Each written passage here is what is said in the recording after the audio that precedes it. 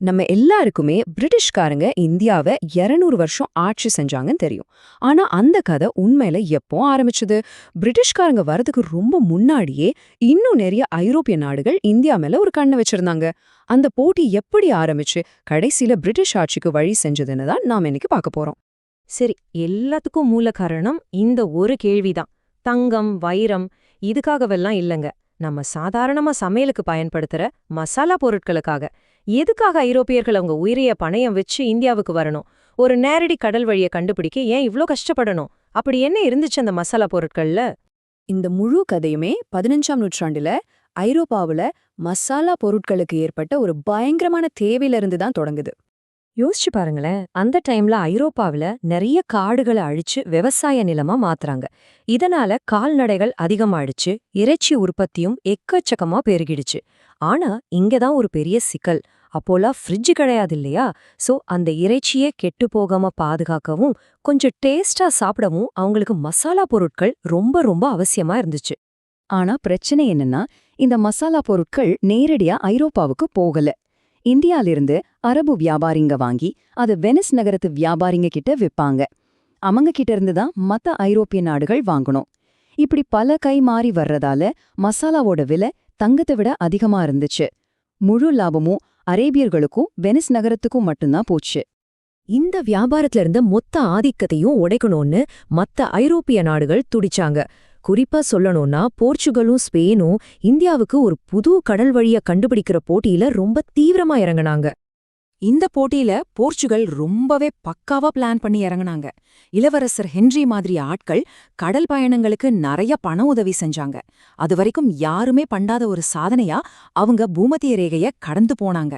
அதுக்கப்புறம் 1488ல Bartholomew Tyson ஒருத்தர் ஆப்பிரிக்காவோட தென்முனைய அடைஞ்சார். அவர் அங்க போனப்போ பயங்கர புயல்ல மாட்டிட்டாரு. அதனால அந்த இடத்துக்கு புயல்களின் முனைன்னு பேர் வச்சாரு. ஆனா அவங்க ராஜாவுக்கு இதுதான் இந்தியாவுக்கு போற வழின்னு புரிஞ்சிடுச்சு. அதனால அந்த பேரை நன்னம்பிக்கை முனைன்னு மாத்திட்டாரு. இந்த போட்டியில 2 டீமுக்கும் 2 தனித்தனி திட்டம் இருந்துச்சு. போர்ச்சுகல் என்ன நினைச்சாங்கன்னா ஆப்பிரிக்காவை சுத்தி கிழக்கு வழியா போலான்னு. ஆனா ஸ்பெயின் என்ன நம்புச்சுன்னா பூமி உருண்டையா இருக்கிறதால நாம மேற்கு பக்கமா போனாலே இந்தியாவை அடைஞ்சிடலான்னு ஒரு கணக்கு போட்டாங்க. ஸ்பெயின் சார்பா மேற்கு பக்கம் பயணம் போனவர் தான் நம்ம எல்லாருக்கும் தெரிஞ்ச கிறிஸ்டோபர் கொலம்பஸ். ஆனா பாருங்க, அவர் இந்தியாவை கண்டுபிடிக்கல. அதுக்கு பதிலா 1492ல ஒரு புது கண்டத்தையே கண்டுபிடிச்சிட்டாரு. அதுதான் அமெரிக்கா. இந்த புதிய உலகத்துல கிடைச்ச செல்வத்தை பார்த்ததும் ஸ்பெயினோட கவனம் மொத்தமா அந்த பக்கம் திரும்பிடுச்சு. இதனால இந்தியாவுக்கு போற போட்டியில போர்ச்சுகலுக்கு இருந்த ஒரே ஒரு பெரிய போட்டியாளரும் விலகிட்டாங்க. இப்போ களம் மொத்தமும் போர்ச்சுகலுக்கு சாதகமாயிடுச்சு. 1497ல வாஸ்கோட காமா அவருக்கு முன்னாடி போனவங்க வழியிலே கிளம்பினாரு. நன்னம்பிக்கை முனைய சுத்தி முசாம்பிக் போனாரு. அங்க அப்துல் மஜீத்னு ஒரு இந்திய மாலுமியோட உதவியோட இந்திய பெருங்கடலை கடந்து கரெக்டா மே 20, 1497ல நம்ம கோழிக்கோடு கடற்கரையில வந்து இறங்குனாரு. பல வருஷ கனவு நிஜமாச்சு. ஐரோப்பாவிலிருந்து இந்தியாவுக்கு முதல் நேரடி கடல் வழி திறக்கப்பட்டுச்சு. கடல் வழிய கண்டுபிடிச்ச உடனேயே போர்ச்சுகலோட நோக்கம் அப்படியே தலைகீழா மாறிடுச்சு. அது வரைக்கும் ஒரு பயணமா இருந்தது, இப்போ சுரண்டலாவும் அதிகாரமாவும் மாற ஆரம்பிச்சது. வாஸ்கோட காமாவோட முதல் பயணத்துல கிடைச்ச லாபத்தை கேட்டு மொத்த யூரோப்பாவும் ஆடிப்போச்சு. எவ்வளோ தெரியுமா? பயணத்துக்கான செலவை விட 60 மடங்கு அதிகம். அப்பப்பா, இந்த ஒரே ஒரு விஷயம் இந்தியா கூட வியாபாரம் பண்றது எவ்வளோ பெரிய புதையல்னு மத்த எல்லா யூரோப்பியன் நாடுகளுக்கும் அப்பட்டமா காட்டிடுச்சு. வாஸ்கோட காமாவோட முதல் பயணம் முழுக்க முழுக்க வியாபாரத்துக்காக தான்.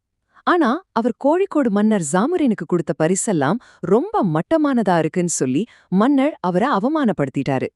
இருந்தாலும் வியாபாரம் செய்ய அனுமதி கிடைச்சுது. ஆனா 1502ல அவர் 2வது தடவை வந்தப்போ சும்மா ஒரு வியாபாரியா வரல. அரபிக்கடல் வியாபாரத்தை தன் கைக்குள்ள கொண்டு வரணும்னு ஒரு நோக்கத்தோட பயங்கரமான போர்க்கப்பல்கள், வீரர்கள்னு ஒரு படையோடே வந்தாரு. ஜாமோரின் மன்னர் அரபு வியாபாரிங்களை வெளியேற்ற முடியாதுன்னு சொன்னதும் வாஸ்கோட காமா கோழிக்கோடு துறைமுகத்தையே தாக்கி அழிச்சாரு. வியாபாரம் இப்போ நேரடி போரா மாறிடுச்சு. இதுக்கப்புறம்தான் போர்ச்சுகீசியர்கள் நீல நீர் கொள்கைன்னு ஒரு தந்திரத்தை யூஸ் பண்ண ஆரம்பிச்சாங்க. அதோட அர்த்தம் என்னன்னா, இந்தியாவோட நிலப்பகுதிகளை பிடிக்கிறதுல கவனம் செலுத்தாம அவங்களோட பவர்ஃபுல்லான கடற்படைய வச்சு ஒட்டுமொத்த இந்திய பெருங்கடலையும் தங்களோட கண்ட்ரோல்ல கொண்டு வரது. இந்த பாலிசியை செயல்படுத்த அவங்க காட்டாஸ்னு ஒரு முறையை கொண்டு வந்தாங்க. இது ஒரு மாதிரி கடல் வழி லைசன்ஸ். இந்திய பெருங்கடல்ல போற எந்த கப்பலா இருந்தாலும் சரி, போர்ச்சுகீசியர்களுக்கு பணம் கட்டி இந்த காட்டாஸ வாங்கியாகணும். அப்படி வாங்கலன்னா அந்த கப்பலையும் அதுல இருக்கிற பொருட்களையும் பறிமுதல் பண்ணிடுவாங்க.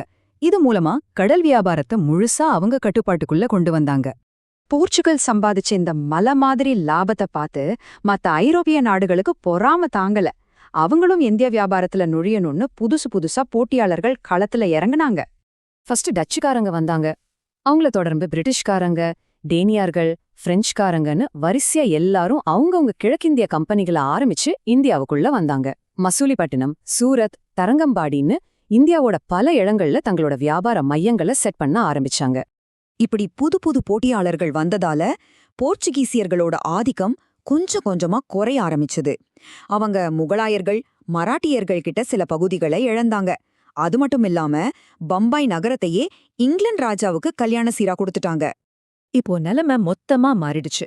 இது வெறும் வியாபார போட்டி கிடையாது. இந்தியாவோட எதிர்காலத்தை யார் தீர்மானிக்க போறாங்கங்கிற ஒரு பெரிய ராணுவ போர உருவெடுத்தது. களத்துல நிறைய பேர் இருந்தாலும் கடைசியா மிஞ்சினது 2 பேர் தான், பிரிட்டிஷ்காரங்களும் பிரெஞ்சுக்காரங்களும்.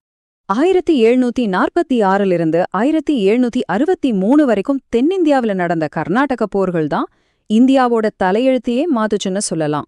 இந்த போர்கள்ல பிரிட்டிஷ் கிழக்கிந்திய கம்பெனியும் பிரெஞ்சு கிழக்கிந்திய கம்பெனியும் தங்களோட முழு பலத்தையும் காட்டி நேருக்கு நேர் மோதிக்கிட்டாங்க. இந்த பயங்கரமான போர்களோட கடைசியில பிரிட்டிஷ் கிழக்கிந்திய கம்பெனி தான் ஜெயிச்சது. இதோட பிரெஞ்சுக்காரங்களோட இந்திய கனவு மொத்தமா முடிவுக்கு வந்தது. இதுக்கப்புறம் பிரிட்டிஷ்காரங்களோட ஆதிக்கத்தை எதிர்க்க இந்தியால வேற எந்த ஒரு ஐரோப்பிய சக்தியும் இல்ல. இதுதான் அவங்க இந்தியாவை முழுசா ஆட்சி செய்யறதுக்கான கதவை அகலமா திறந்து வச்சது. பாருங்க, இந்த ஒரு வரி நடந்த எல்லாத்தையும் ரொம்ப அழகா சொல்லுது. வணிக போட்டியின் முடிவில் ஒரு வர்த்தக நிறுவனம் இந்தியாவின் ஆட்சியாளராக உருவானது. வியாபாரம் செய்ய வந்த ஒரு கம்பெனி அடுத்தடுத்து நடந்த போர்கள் மூலமா ஒரு பெரிய தேசத்தோட ஆட்சியாளராவே மாறிடுச்சு. சாதாரண மசாலா பொருட்களுக்காக ஆரம்பிச்ச ஒரு சின்ன வியாபார பயணம் கடைசியில ஒரு பெரிய தேசத்தையே அடிமைத்தனத்துல கொண்டு போய் நிறுத்தினது எப்படி? இது வரலாறு நமக்கு விட்டுட்டு போற ரொம்ப முக்கியமான நாம யோசிக்க வேண்டிய ஒரு கேள்வி.